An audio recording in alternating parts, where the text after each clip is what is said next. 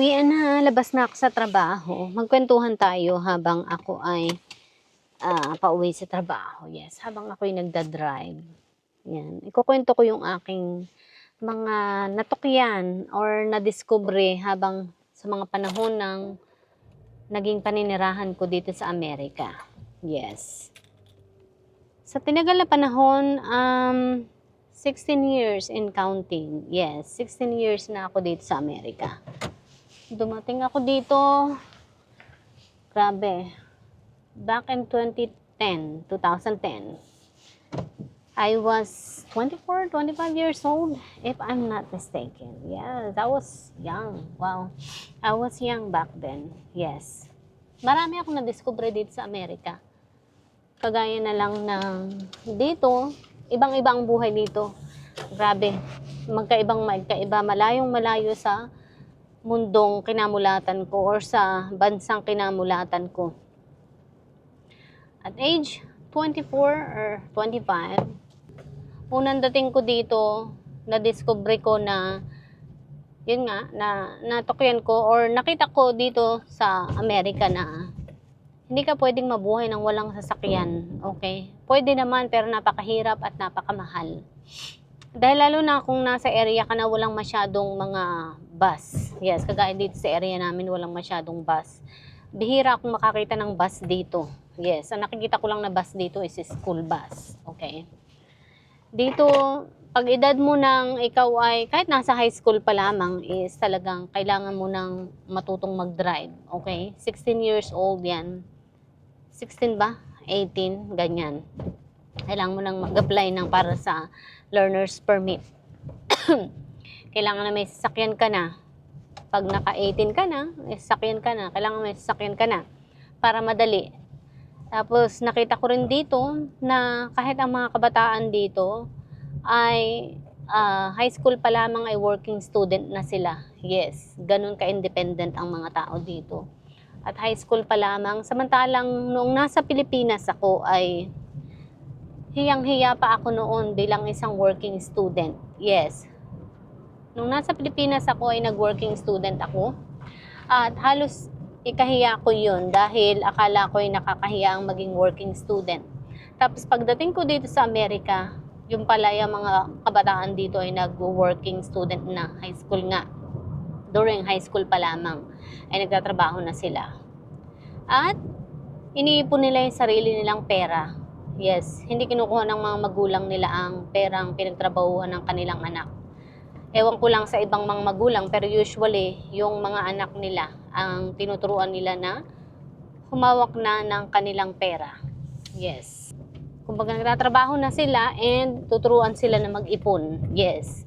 Yun ang napansin ko dito, na talagang tinuturuan sila kahit sa school kung paano ang humawak ng sariling pera. Yes, kaya financial is talagang nandito na, iniano na talaga yan, pinupursige sa school.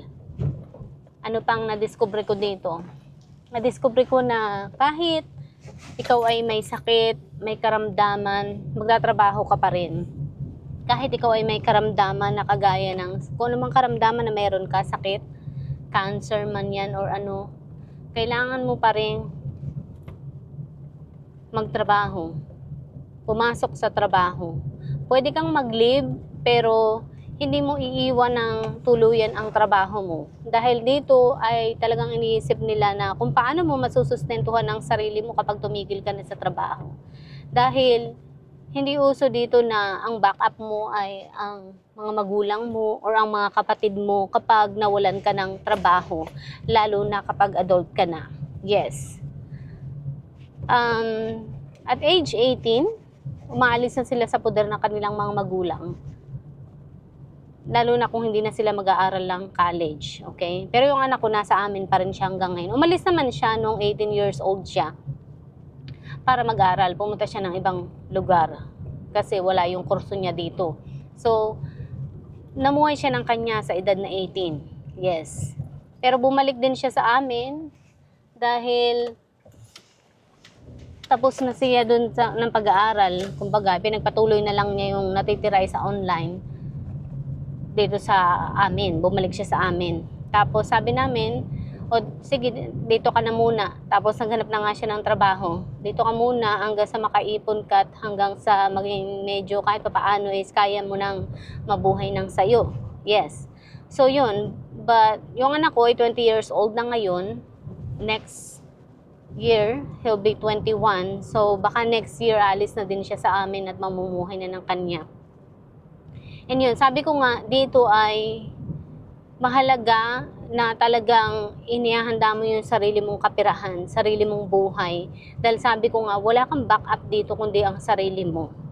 Hindi mo pwedeng maging backup ay ang ibang tao para sa sarili mong buhay. Sabi ko nga, kapag ikaw ay adult na di ba? Hindi ka na naman minor.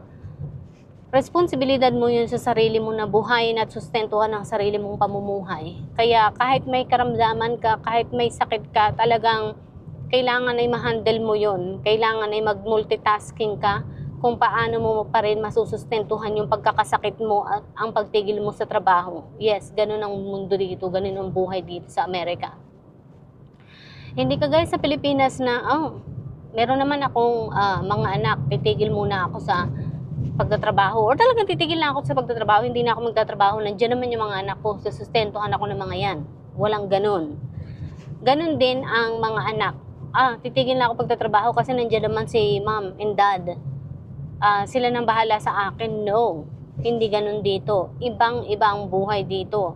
Kapag nakita nila na halimbawa magulang tapos kayo walang ginagawa sa buhay mo at ayaw mo na magtrabaho, I'm sorry to tell you. Talagang palisin ka nila kung wala kang gagawin tapos nasa bahay ka lang naglalaro ka ng video games or wala ka talagang ginagawa para ayusin ang buhay mo tapos ayaw mo na talagang magtrabaho. Wala lang, dahil ayaw mong magtrabaho, dahil ayaw mong mapagod, ayaw mong magtrabaho sa iba. Naku, hindi po pwede yan. Talagang kahit ang magulang mo ay mapapagod sa iyo at susukuan ka. So, ganun sila dito. At hindi nila ito-tolerate yung ganong buhay. Hindi nila ito-tolerate yung ganong ugali. Yes, kaya kailangan mo talagang kumilos para sa sarili mo. Kailangan mo magtrabaho para sa sarili mo. Kailangan buhayin or kailangan mong buhayin ang sarili mo para matustusan ang sarili mong pamumuhay. Ganon dito, grabe. Tapos, ano pang iba dito? Sabi ko nga, di ba yung iba sabi, hindi ako makapagtrabaho kasi nga may sakit ako. Naku, dito wala yun. Kailangan, sabi ko nga mapag-aralan mo na maging multitasking. Kukuha ka ng leave sa trabaho para ikaw ay magpagaling or sickness, ganyan. Meron kang sakit, di ba? Maoperahan, halimbawa. Kukuha ka ng leave, gagamitin mo yun para makaalis ka muna pansamantala sa trabaho at para maipagamot ang sarili mo or maisaayos ang sarili mo. Ganun dito. Para makabalik ka pa rin sa trabaho. At upang sa ganun ay pag nakabalik ka na sa trabaho ay meron ka na namang pagkukunan na pera upang masustentuhan pa rin ang pamumuhay mo.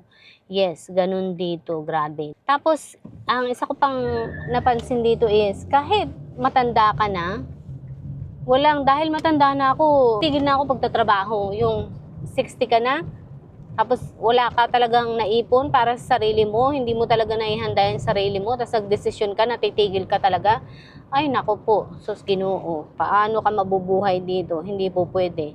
Talagang mapipilitan ka pa rin magtrabaho dahil sabi ko nga sa iyo, talagang hindi ka susuportahan dito, hindi ka susustentuhan dito. Dahil kapag pagiging irresponsible yung ganun kapag tumigil ka sa pagtatrabaho. Dahil ayaw mo magtrabaho. Dahil kung sabi mo ay matanda ka na, yung ganun ay hindi pa matanda yung 60 dito. Kaya talagang pwede ka pang magtrabaho. Tapos, yung sabi mong may sakit ka, alam nyo ba dito, talagang kahit may sakit ka, may karamdaman ka, may mga gamot kang iniinom, may diabetic ka or diabetic, yan, ganyan, may iniinom na mga gamot, ay talagang daladala mo yung mga gamot mo para lamang makalaban ka pa rin sa buhay. Ganun. Kahit ako, daladala ko yung mga gamot ko dito. Marami akong iniinom na mga gamot, dala ko yan sa trabaho. Hindi pwedeng wala. Para lang makalaban ako sa buhay. So yun, hindi po pwede yung sabi ng iba na, hindi nga ako pwede magtrabaho dahil may sakit ako at saka matanda na ako. So hindi ganun dito. Yun. Tapos, sasabihin mo ay, well, iba kasi talaga sa Pilipinas siguro kasi nga, sa Pilipinas kasi may age discrimination, kumbaga. Pero marami ka naman pwedeng maging business sa bahay, sa totoo lang. Pwede kang magnegosyo sa bahay. Kung hindi ka pwedeng magtrabaho sa iba, then magtrabaho ka sa bahay. Yun ang kagandahan.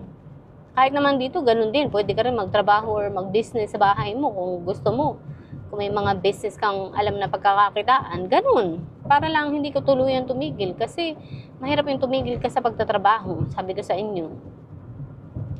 Yun ang napansin ko dito sa Amerika. Talagang puspusan ng paghahandaan nila dito para sa mga sarili nila, para sa pagdating ng panahon.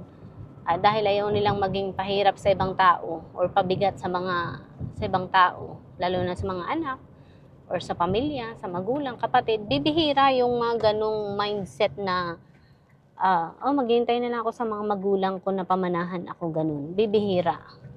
Iilan lamang yung nakikita kong ganun.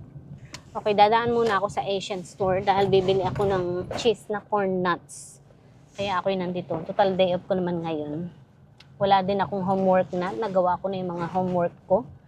Magre-review na lang ako para sa final. Yes, para sa national exam. So, marami akong na-discover dito sa Amerika. Isa pang na-discover ko dito is yung dito, anong tawag dito? Hindi pwedeng sasabihin mo dun sa anak mo, anak, tumigil ka na lang muna pag-aaral at mag-alaga ka na lang muna ng kapatid mo. Naku, hindi po pwede yun dito sa Amerika. Talagang yung anak mo, ikaw may responsibilidad nun. Ikaw mag-aalaga sa anak mo. Hindi pwedeng patitigilin mo yung anak mo, pa-absenin mo dahil lamang sa walang mag-aalaga sa anak mo. Dahil dito, kapag na-miss nila yung ilang absent, naku, madadali ka.